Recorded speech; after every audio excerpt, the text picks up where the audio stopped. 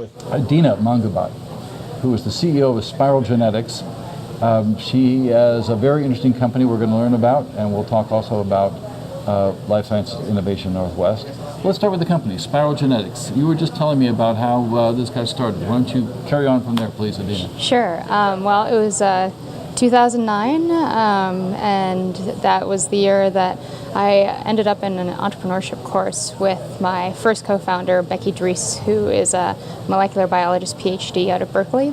And she and I got together on the first day of class because she said, I have an idea for a genetic analysis company, and I thought that that was the most interesting out of the potential ideas that were floating around in the course.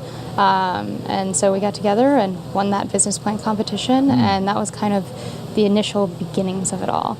But it took us about a year from that point to find our third co-founder, Jeremy, who's our chief tech, and to kind of do the pivoting and morphing of the business into what it is today.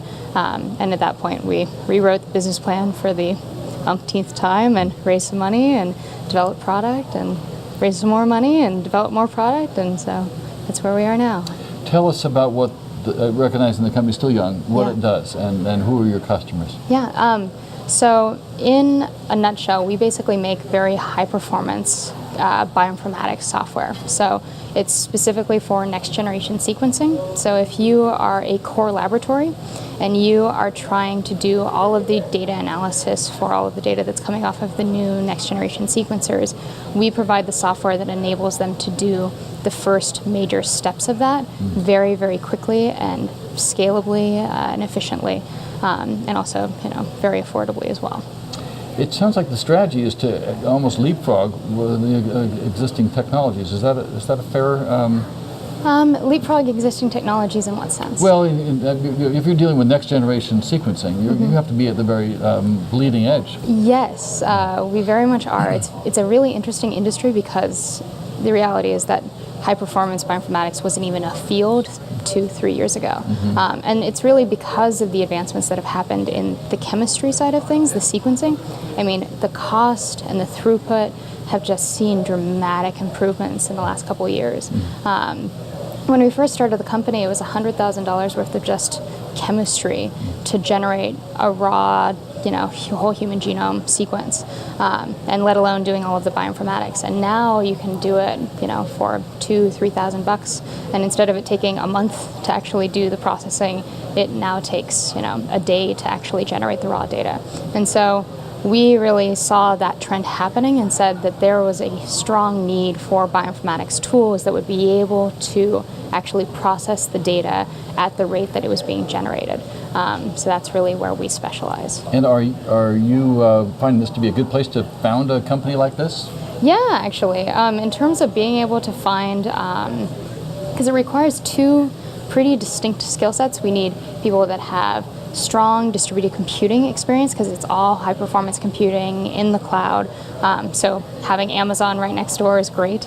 And then on the other flip side of things, we also need people with genetics experience and bioinformatics experience. And so we have a biotech corridor, and it happens that like some of the largest core laboratories in the world, like Covance, are sitting and actually facing Amazon. So they're literally right across the street. So in terms of finding both skill sets, Seattle's a really good place to do it. So I'm sure that our audience will recognize the rationale for WBBA's presenting Adina with one of the Women to Watch awards at this conference, Life Science Innovation Northwest. I want to talk about the conference, but first I'd like to talk a little bit about your role, even at this early stage, from my standpoint of your career, in helping other young people, especially young women, understand the opportunities that exist and helping coach and mentor them to know how to pursue those opportunities. So tell us a little bit about what you're doing there. Well, one of the things that was really important about the entrepreneurship course that I took was that the professor would bring back alumni of the course. They were only a couple years older than the students that were actually in it, which was really, really important for actually giving permission to those students and saying, here are a couple of people that are only a couple years older than you, and they've done it, so you can do it too. We, lovingly refer to them as the peanut gallery in the back.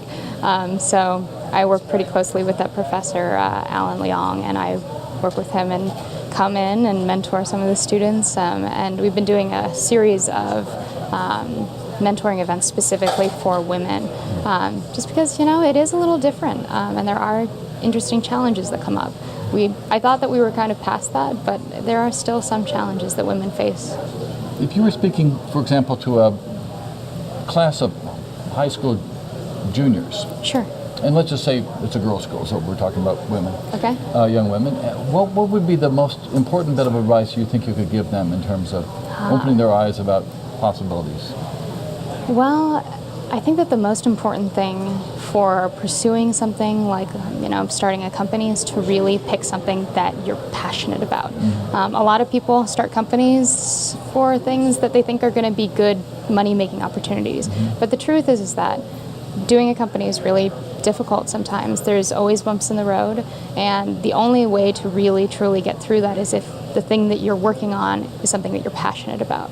So for, all of the people that I talk to, and I would say the same thing to, some junior high school women, is know what you care about deeply, and kind of what legacy you want to leave behind, which is not a question that most high school students or even college-age students really ask themselves. But if you know the answer to that question, then all of the choices that you have become a lot clearer in terms of what the answer should be. It doesn't make them easier, but at least they're clearer. And for Spiral Genetics, what's the legacy you would hope someday to be able to point to? Well, for me, it's about impact. I have a lot of different interests. Genetics is one of them, but for me, what unites all of my interests is impact. So I'm really interested in leading and inspiring great change, and specifically by nurturing communities. So in that sense, it's really about how to put together the best teams and help them work together. So the legacy that I want to leave behind is essentially very large impact. And so if you look at bioinformatics, the thing that's amazing about it is that it has such far-reaching implications, and it's not just medical or new drugs that we can develop, healthcare. It's also affects all of the food that we eat and our ability to actually produce enough food to feed everybody in the world, and it affects our ability to develop biofuels that are actually efficient enough to help us be oil independent, or be able to provide energy in places where getting oil or having dams or any of those things aren't really feasible. So in terms of being able to pick an industry that has, at this point, what I think is the most impact, bioinformatics is definitely one of them. You're talking major impact, I think, absolutely. Yes. A few words about this conference. Have you been to this conference before? Is this your first? I actually have. Yeah? Back in the very, very first beginnings of Spiral, I actually presented an emerging poster here. Life Science Innovation Northwest has been with Spiral from the very beginning. That's nice to know. And the value of it for you at this stage, can you kind of characterize that? It's just nice to know what other people in the industry are doing, especially because, Seattle is a pretty unique community, and it's actually in many ways quite small sometimes, and so knowing what other people in the community are doing, because we don't always have the opportunity to interact with each other because we're also busy doing whatever it is that we're working on, and so being able to really understand what's happening in the community and what new innovations are coming down the pike and what potential new partnerships there could even be between companies is always a fun time. Good. Well, congratulations on the company and on your recognition by WVBA as a woman to watch, and we look forward to the magnitude of the impact of Spiral Genetics. Thank you. Thank you very much, Adina. My pleasure.